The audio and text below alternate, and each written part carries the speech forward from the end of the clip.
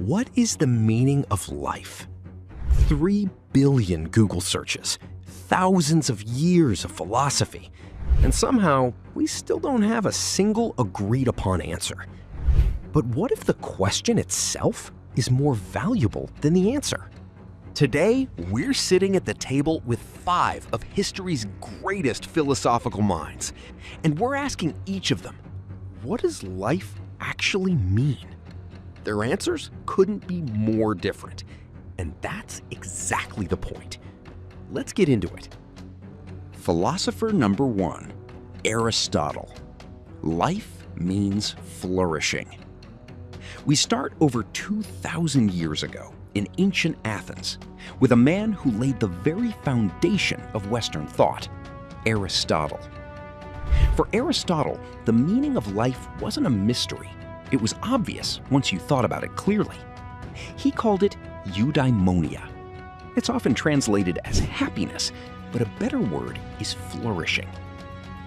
Flourishing, for Aristotle, means living in full accordance with your nature. And since humans are rational creatures, he believed the highest form of life was one lived through reason, virtue, and meaningful relationships.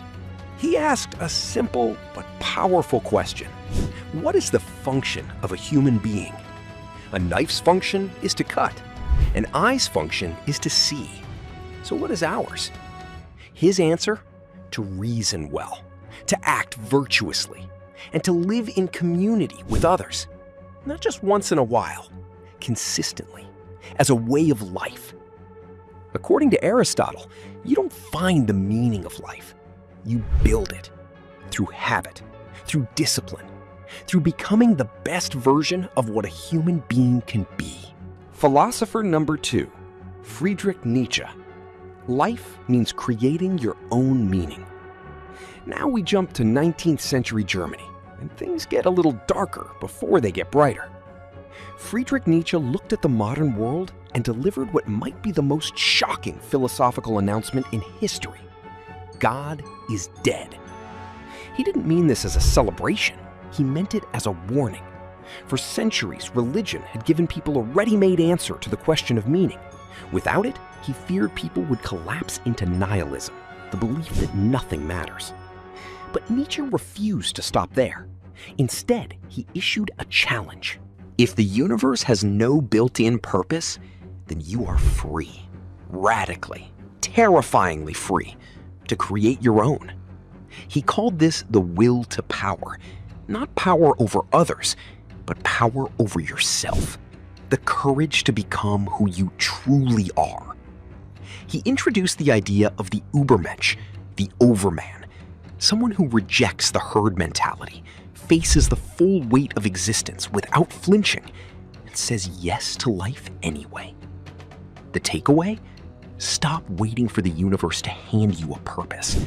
The meaning of your life is something only you can create through self-mastery, creativity, and the courage to be different.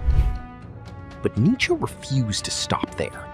Instead, he issued a challenge. Philosopher number 3, Albert Camus. Life means rebelling against the absurd. If Nietzsche lit a fire, Albert Camus looked at the ashes and said, "That's fine, actually."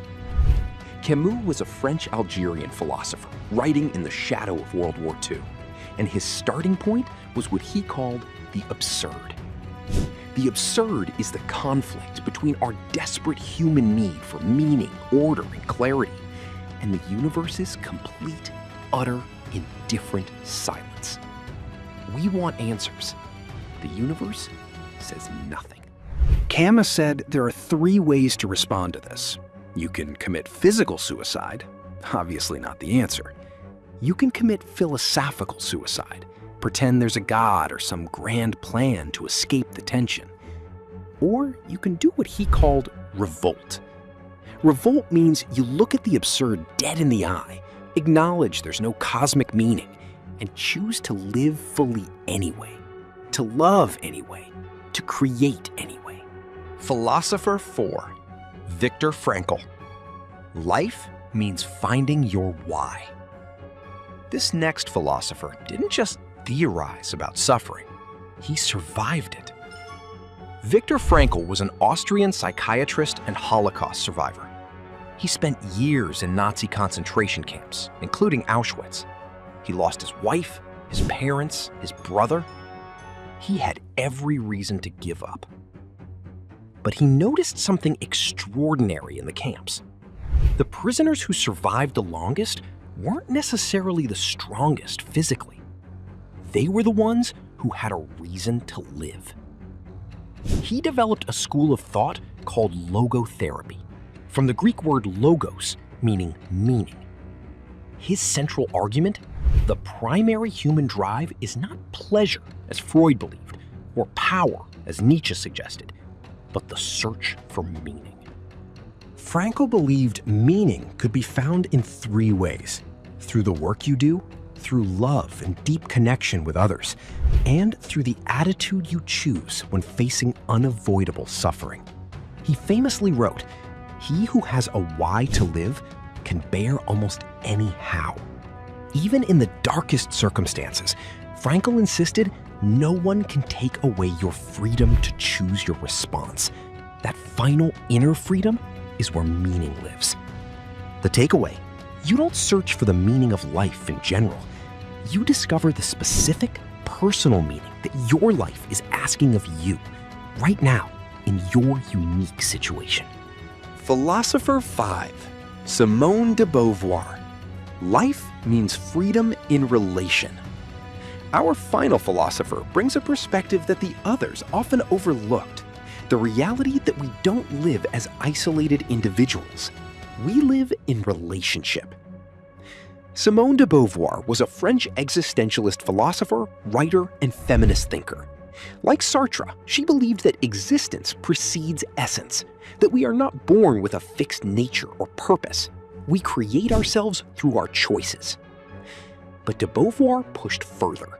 She argued that you cannot be truly free if the people around you are not free. Individual meaning is always bound up with collective liberation.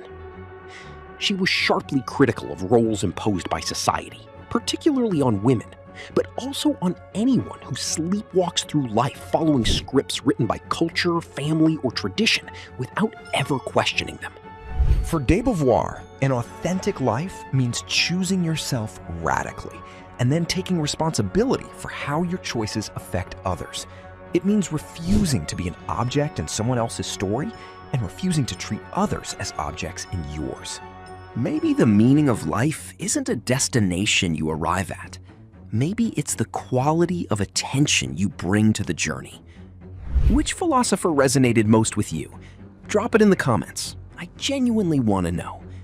If you found this video valuable, share it with someone who's asking big questions right now. They might need this more than you think. I'll see you in the next one.